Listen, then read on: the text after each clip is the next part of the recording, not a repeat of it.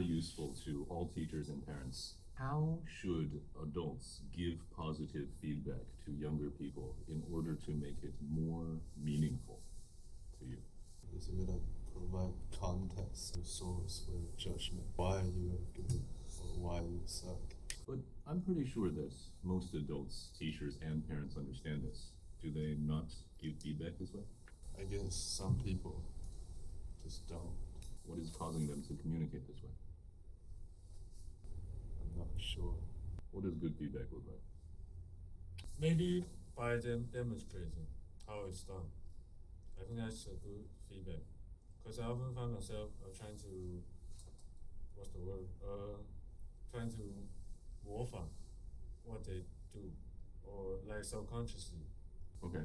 Can you remember an experience in the past where a teacher or a parent told you should something, but they don't do it themselves? I think it happens quite a lot. But yeah, I think it genuinely happens quite a lot. But How should adults give good feedback or negative feedback to younger people to make it more meaningful to them? When something good happens, you gotta, give the good back. Like, give them something that they think is valuable.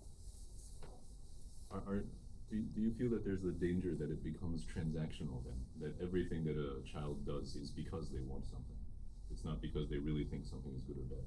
Well, most things parents tell kids to do, it offers them no value to them at that time. Like, they think it offers no value. Yes, at that time, for sure. So you gotta provide them some artificial value, I suppose. Most things parents tell their kids to do is something that they don't want to do.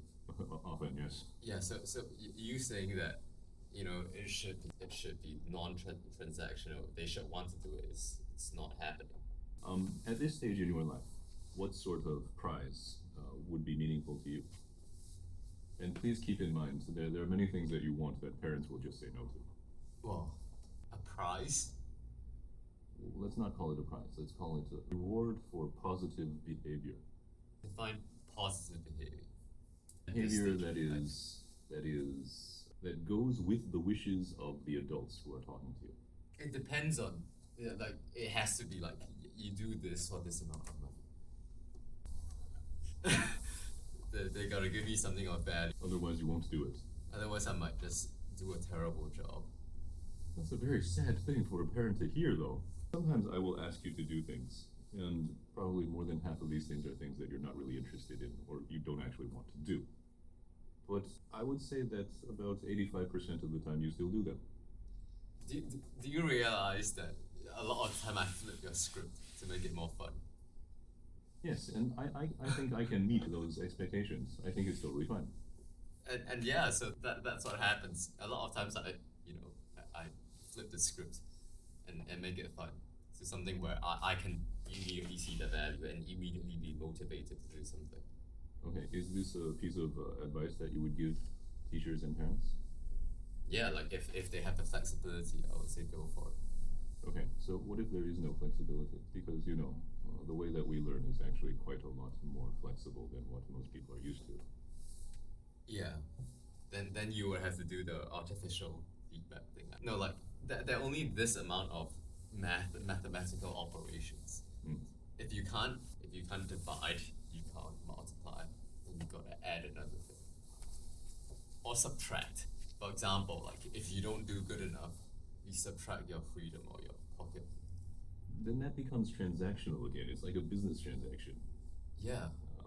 Which is a real thing, of course. But I don't know if it's the best thing. I think, like, basically, you need to let them respect you.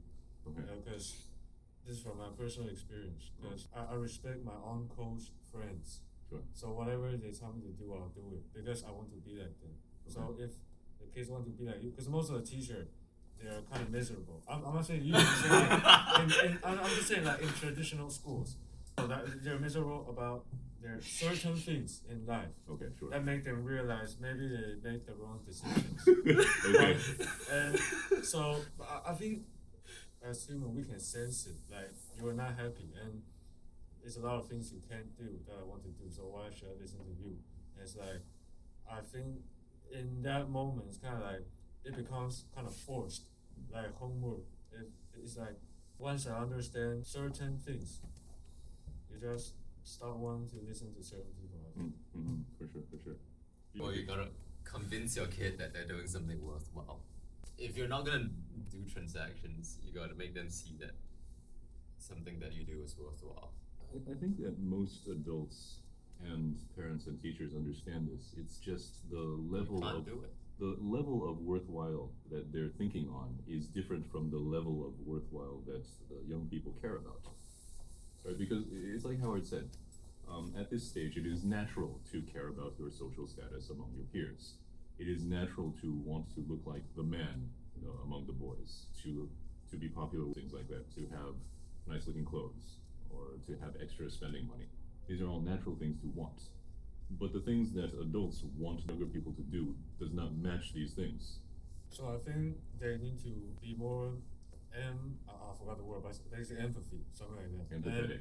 Empathetic, and think about when they was younger. And also, because I think one thing I often realize is adults trying to make the kids adults, like in that moment, an adult, but it's like it does not work for him. Okay, let me give you a situation that's a difficulty for an adult, I imagine, for a parent. So you sit down with your kid, you have a really good conversation, and your kid really opens up and tells you, these are the things that I care about. I want a Gucci handbag, and I want the puffer jacket that Drake was wearing, and I want to be popular with girls. And then the parent is like, I understand all of these things, but I don't want any of these things for you. I think that's the problem, because I think mom should, I don't know, this is like popular opinion, but I think Sexist. I think mom should teach daughters and fathers should teach sons. And I think like, because as a father, I think everyone wants to have girls. Like as a guy, everyone wants to have girls. So like as a father, you probably should know how to get girls. That's why you have a wife. And I think if you can have a wife. No, but what I mean is, as an adult, you can understand that maybe a young man wants this. But as an adult, you are also thinking on a level where you're thinking, this is not actually very important. If you can do this, this, and this, then you will have no trouble finding this, this, and this. I understand, because I think most adults are they're concerned about money. I think that's their priority. Money and other things, sure, but at a level that is different from what young people care about. And I think I do understand that, because I have a lot of friends that's like 30 and 40, and because it's been a long time since I met them. When they were 30 something, they still tell me about working out and my appearance and all that. But once they turn 40, when I met him, he talked to me about business for like 6 hours. Yeah, so it's like, I think their perspective changes. I'm just using one example, so I think that could be why. So then, how does an adult or a parent or a teacher communicate with a young person then? Because you're already thinking on different levels. I think their foolish ambitions. Maybe you have to manipulate your kids, but if you genuinely believe it's good for him or her, just manipulate them into doing what you want them to do. For example, like maybe like, If you study, you can get girls. Like, cause I think one thing, I don't know, this is kind of random, but most fathers, when they go home, they probably just lie down and look at the TV or something, and I think that's what we see. Yeah. So we think, oh, that's what he do all day, every day, all the time. So maybe it's going to be hard. But if they like pretend like they're still working at home and watch YouTube, they watch It's YouTube. like those motivational YouTubers that wake up at 5 a.m. So, and Like, work but out like, and but like show their kids, like kind of manipulate them into thinking that's good, and like that's how he do it or something like that. So he maybe like watch YouTube from his laptop, but when his kids come, like switch the or something like that. You're gonna play mind games with your own kids. I think it's going to work better. I think. Okay. Yeah. And you tell them if you don't know how to study English, you can apply that to studying girls. Yeah.